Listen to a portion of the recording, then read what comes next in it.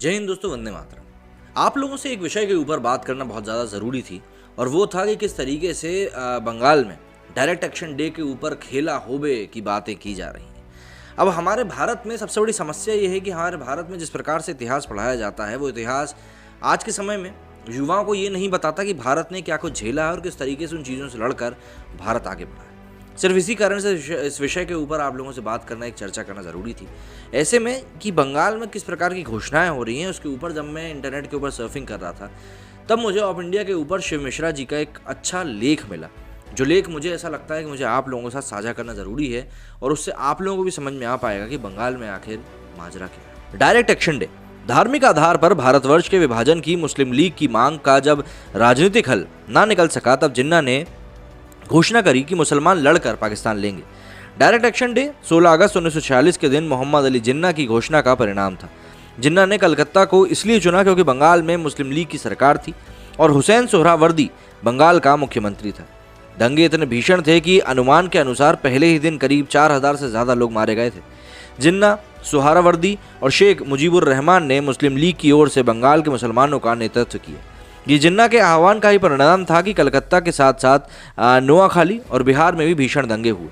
इन दंगों का असर ये रहा कि कांग्रेस पार्टी ने जिन्ना की अलग देश की मांग को स्वीकार कर लिया। सोशल मीडिया के लोकप्रिय होने से पहले कलकत्ता दंगों की बात कही और सुनी तो जाती थी, पर यह बात आम नहीं थी कि ये दंगे जिन्ना के डायरेक्ट एक्शन डे की घोषणा का परिणाम थे। एक आम भारतीय के लिए डायरेक्ट एक्शन डे जैसे ऐतिहासिक घटना के बारे में ना जान पाने के पीछे क्या कारण हो सकते हैं? आखिर ऐसा क्यों एक भारतीय नागरिक को इतनी भीषण ऐतिहासिक घटना के बारे में सहजता से जानने का मौका ना मिला? ये किसी सरकारी नीति का परिणाम होगा?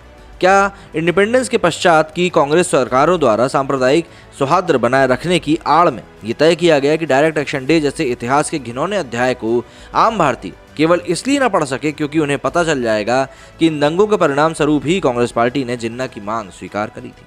डायरेक्ट एक्शन डे के दिन शुरू हुए दंगे 4 दिनों तक चले और इसमें करीब 10,000 लोग मारे गए।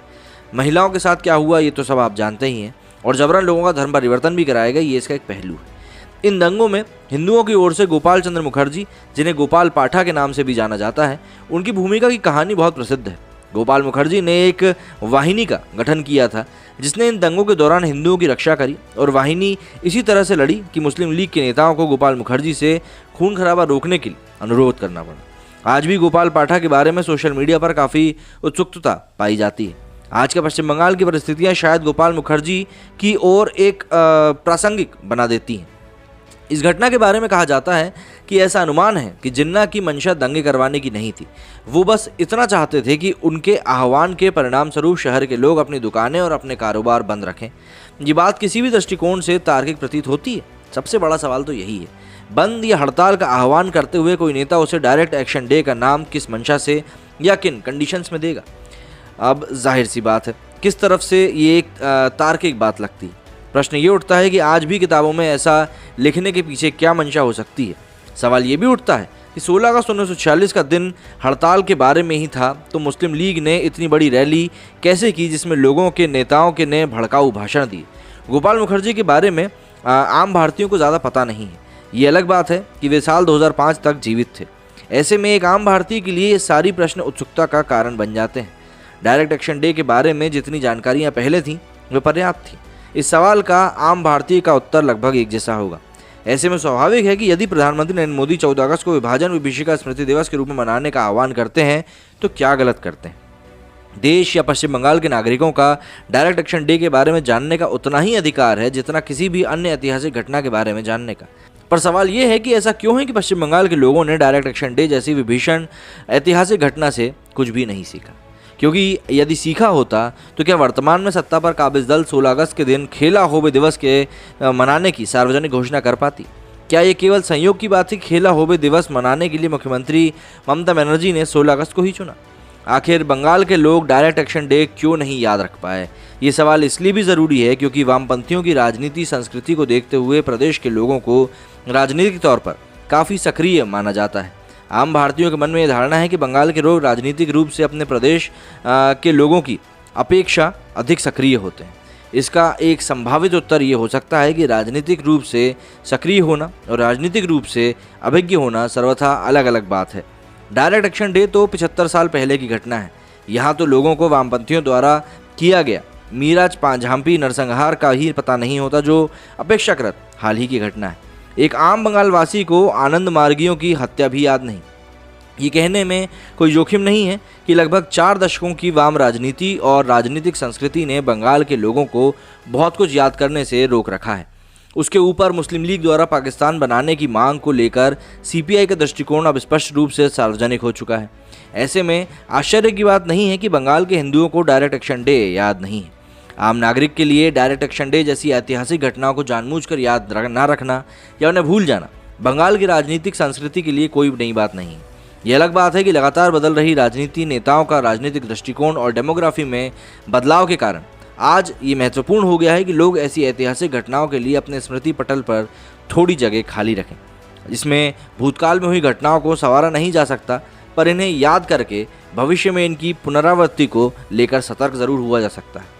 ऐसा करना एक आम नागरिक को जानने में सहायक साबित होगी कि यदि किसी नेता ने 16 तारीख के दिन ही खेला होबे दिवस मनाने की घोषणा करी है तो उसका राजनीतिक और सांस्कृतिक महत्व क्या है। ऐसे कदम राज्य या देश को किस ओर ले जा सकते हैं। ये प्रदेश ही नहीं, ये देश का भविष्य भी, मतलब देश की भविष्य की यहाँ पर बात है, तो यहाँ पर समझने वाली ही बात हो। जाहिर सी बात है, जिन भी लोगों को डायरेक्ट एक्शन डे के बारे में थोड़ी बहुत भी जानकारी मौजूद है, उन सभी की भौएं चढ़ गई थी कि आखिर ममता बनर्जी ये किस प्रकार का खेला होबे दिवस मनाने की बात कर रही है। द ग्रेट कलकत्ता किलिंग्स इसी तरीके से भी जाना जाता है। मतलब उस दिन इतनी भीषण चीज़ें हुई थी कि उनको आज भी जो समय के लोग जो बाकी थे वो याद करते हुए सिहर जाते थे कि वहाँ पर किस कदर का क्या हुआ था।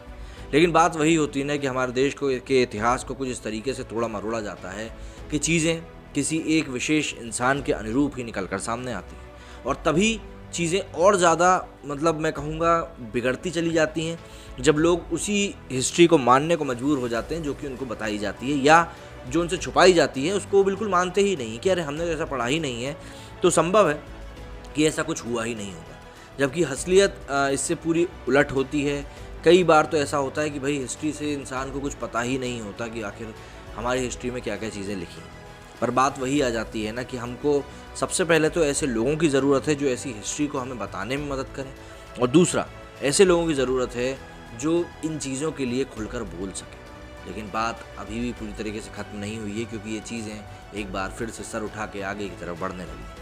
चाहे बंगाल के माहौल की हम बात कर लें या आने वाले चुनाव की हम बात कर लें, जिस प्रकार का ध्रुवीकरण हम लोग देखने को मिल रहा है वो कितना सही होगा, कितना गलत होगा, क्योंकि जिन पैमानों के ऊपर राष्ट्रीय पार्टियां अब चुनाव लड़ने लगी हैं वो दरअसल काफ़ी चिंताजनक होता जा रहा है। मतलब किसी एक नेता को हराने के लिए पूरा विपक्ष का एक हो जाना, ये आप खुद ही बताइए ना, ये क्या है। मेरी इस वीडियो में फिलहाल इतना ही। जय हिंद, जय भारत।